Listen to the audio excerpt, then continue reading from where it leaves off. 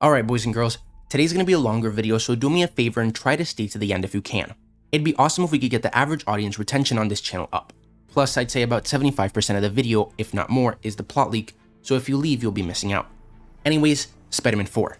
Which one do you want to talk about? Because according to multiple sources, Sony is at the very least talking about, if not already working on pre-production for Spider-Man 4 with Tobey Maguire. But of course take this with a grain of salt, because while it is definitely possible now that Tobey and Andrew return in No Way Home, and it's heavily rumored that Andrew Garfield will appear in Morbius and be the Spider-Man of Sony's universe, to be honest, it doesn't really seem necessary to make a Tobey Maguire Spider-Man 4 other than for fan service.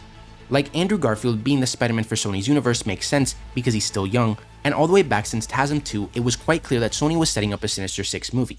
And now we're getting solo movies for villains like Venom, Morbius, and Kraven, with rumors that villains like Rhino, Electro, and even Sandman will get solo movies too, although I'm not too sure how I feel about those. The only reason that I could see Tobey getting another movie is if they're gonna use it to introduce Miles Morales into the MCU or to Sony's universe with Andrew Garfield, or if they wanted to explore what he's done between the events of Spider-Man 3 and No Way Home, although it's not really a secret. He kept fighting villains, married MJ, and had a daughter. But I, like you guys, would love to see another movie with Tobey, no matter how pointless it may seem. And if Sony really is in talks or starting production on the movie, then that's amazing.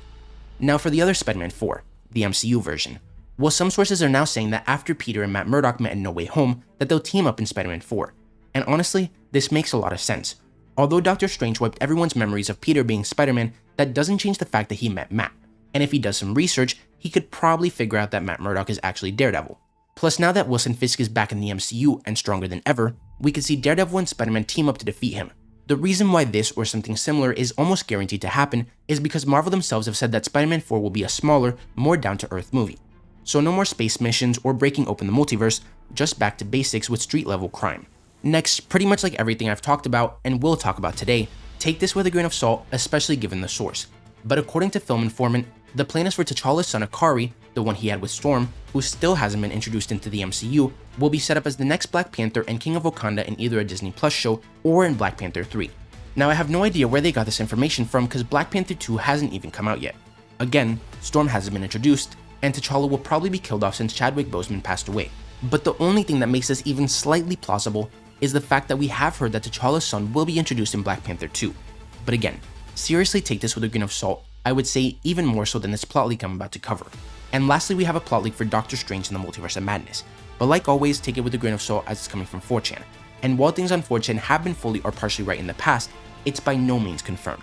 But here's your spoiler warning just in case it is right. Anyways, the leaker starts off by saying, first, this film takes place a few months after Spider-Man No Way Home, and Doctor Strange is in a poor mental state. The film starts off with the Marvel Studios logo, but it glitches between different eras of the logo. The beginning of the film starts off with Defender Strange, a variant of Wong, and America Chavez running and breaking through the multiverse as they're chased by demons. The scene is shot from the POV of the creature chasing them. The film takes several visual cues from previous Sam Raimi films. Although it's not as violent or horrifying as his last PG-13 film, Drag Me to Hell, it certainly is the most violent and scary MCU film to date. Unfortunately, Wong and Defender Strange are both killed. America Chavez breaks through the multiverse in the shape of a star and takes the corpse of Defender Strange into the 616 MCU timeline. After waking up from this dream, our Stephen Strange gets ready and heads to the wedding of his old flame Christine Palmer. Stephen's not particularly happy that Palmer is marrying someone else, and he gets into a verbal spat with the surgeon from the first movie.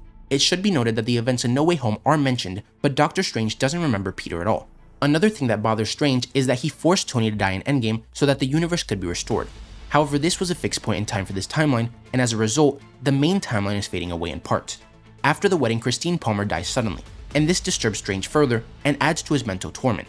Unfortunately, America Chavez appears chased by the demon Shumagorath, however it's been renamed to Gargantos due to rights issues.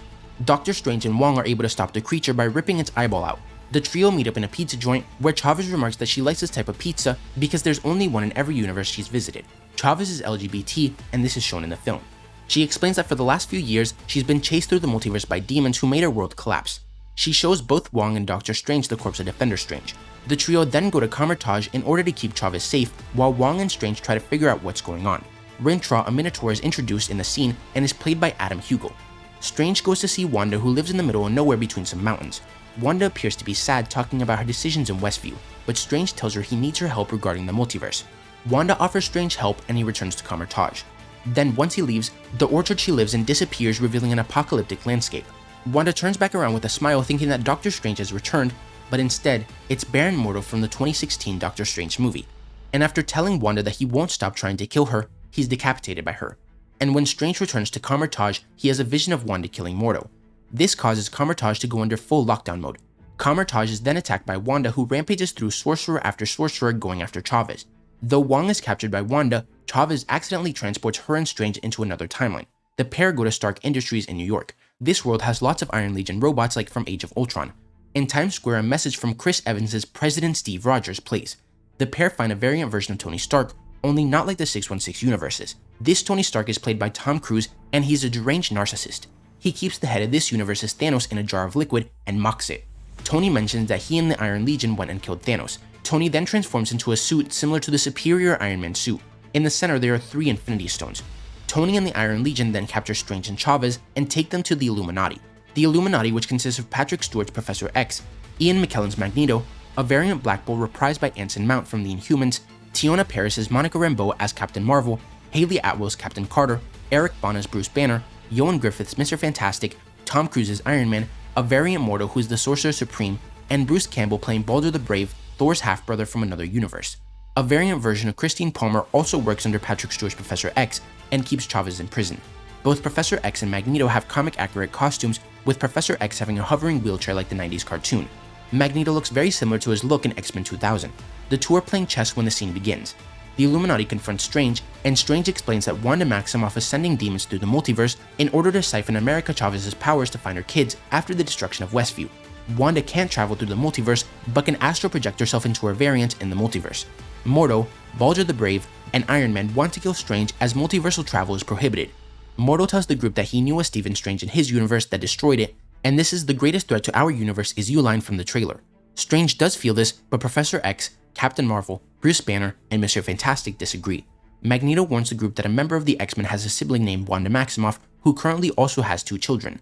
Magneto then also states that she's his daughter when the opposing side disagrees. Professor X immediately calls the X-Men. Mr. Fantastic calls the remaining members of the Fantastic Four and says they have a problem. It's mentioned that the Human Torch was killed, most likely by Wanda. Doctor Strange then fights Baron Mordo while the Illuminati go to find the Wanda variant. At a farmhouse, this universe's Wanda is playing with her 2 children. Aaron Taylor Johnson's Quicksilver is in this scene, and he gets an alert from the X-Men to watch Wanda. Wanda takes over Quicksilver's mind and tells him to run as fast as he can in the opposite direction. Variant Wanda is possessed by the Scarlet Witch, and her body quickly begins to deteriorate. Professor X, Magneto, and the original trilogy X-Men, Famke Janssen as Jean Grey, Halle Berry as Storm, James Marsden as Cyclops, and Hugh Jackman as Wolverine are in this scene in comic-accurate yellow costumes. Jessica Alba as the Invisible Woman and a completely CGI version of the 2005 Thing aid Mr. Fantastic as well. I don't believe Michael Chiklis showed up at all because the Thing has no lines. This scene is incredibly brutal as the Invisible Woman and the Thing are the first to be killed by Wanda. Wanda makes Halle Berry electrocute Cyclops to death as Cyclops' eye beams destroy Storm. Jean Grey and Wolverine do damage to Wanda, but she uses Jean Grey's powers against Wolverine, and he slowly gets incinerated like an X-Men The Last Stand. Jean Grey is then finished off by Wanda, who traps her in a sort of power sphere where a combination of the Chaos Magic and the Phoenix kill her. Professor X attempts to rid the quickly decaying Wanda variant of the Scarlet Witch, but his neck is broken. Magneto then tries to reason with his daughter, but Wanda completely decimates him. Doctor Strange, the variant Palmer, and Chavez reunite. This scene is a classic Sam Raimi horror scene, as a decayed Wanda destroys stuff around her trying to capture the trio. Using Christine's bracelet, they open the door to the multiverse, and I believe this was seen at the end of No Way Home in the trailer. Unfortunately, Chavez is captured and Doctor Strange and Christine are thrown into a dying universe by Wanda.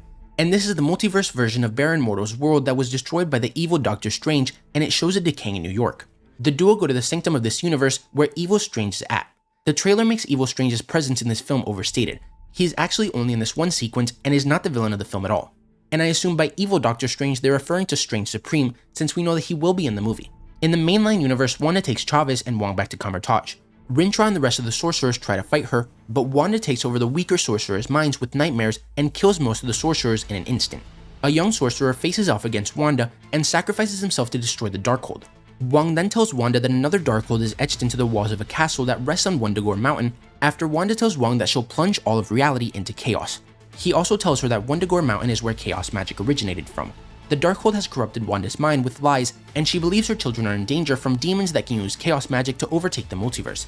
At the Wundagore Mountain Castle, Wanda uses the combined power of America Chavez and the Darkhold to cast herself through the multiverse looking for her children. In this sequence, we see Sylvie from Loki looking at the multiverse breaking, and we also get the cameo appearances of Loki characters at the TVA going into chaos. Due to Wanda's actions, multiple universes are destroyed and plunged into a void, including variant versions of the MCU, the Fox universe, and the 2015 Fantastic Four universe. Variants of different MCU characters are starting to come through into the mainline universe. Wong tries to stop Wanda, but she incapacitates him and throws him at the castle, but he's able to stop himself from falling. The evil Doctor Strange variant looks very similar to the What If version. Doctor Strange and Supreme battle over a spell that could possibly cure Wanda Maximoff. Doctor Strange kills the evil Strange by impaling him. Doctor Strange then leaves Christine in this universe and astral projects his soul into the dead body of Defender Strange. Doctor Strange is then able to make it to the castle with the aid of Rintrah, Wong, and a few remaining sorcerers. By whispering to Chavez the spell, Chavez is then able to stop Wanda's control over her. Wanda and America Chavez break through the multiverse in their fight, and multiple different universes are shown. Although Doctor Strange is able to return his body and Christine to the MCU due to the instability of the multiverse is converging into the MCU timeline, shown in a much worse version of the No Way Home climax. Demons are pouring through and trying to enter the universes. In a huge climactic scene, Doctor Strange and the variant MCU characters team up to fight the demons. And there are multiple cameos in this scene, but most are just old MCU actors. John Krasinski and Emily Blunt as Mr. Fantastic and the Invisible Woman, Sophie Turner, Michael Fassbender, James McAvoy, and Alexander Shipp return as their respective X-Men characters. Ryan Reynolds as Deadpool is upset he's not allowed to use the F word in this universe, but he is the same Deadpool as in the other movies. Wesley Snipes as Blade, Edward Norton's Hulk, but not Edward Norton himself, just a CGI version of the 2008 Hulk. Nicolas Cage as Ghost Rider, which is mostly just a flaming skull, but Cage does show up briefly. Tobey Maguire's Spider-Man is seen, but has no dialogue. Liam Hemsworth plays a variant of Thor, which is very classic looking. Thomas Jane as the War Machine / Punisher. He wears the War Machine armor just painted black with a white skull. We also see the cast of Agents of S.H.I.E.L.D., Hulu's Runaway, and Freeform's Cloak and Dagger. Then Robert Downey Jr. returns wearing the Mark III armor. Doctor Strange is saddened by him, and it seems that Tony is as well. The two both apologize at the same time, saying they wish it could have been them to die in their respective versions of Endgame. The two hug and are able to move past Endgame. This multiversal team fights the demons, and this scene was mostly pre-viz. Wanda realizes her mind has been corrupted when she finds her children being taken care of by an adoptive couple. Her children are horrified by her appearance. In the end, Wanda sacrifices herself in the Darkhold Castle. This merges several universes together, but it's unclear how many or which ones. Wong and Chavez train, and Doctor Strange is heavily disturbed by the events that have transpired. A pre-visual shot of Doctor Strange meeting Wanda's teenage twins are shown, but no actors. And this is clearly setting up the Young Avengers. The post-credit scene shows the MCU Christine Palmer getting resurrected as someone named Clea and a third eye appear on Doctor Strange. If this is true, I will literally die. And then I think I'll retire from YouTube and the MCU, because if Marvel is able to pull this off, there's no way they'll ever be able to top it. Well, until Secret Wars. But then that would have to be like 4 movies long, because we're practically getting a mini Secret Wars in this movie. Like, this sounds insane.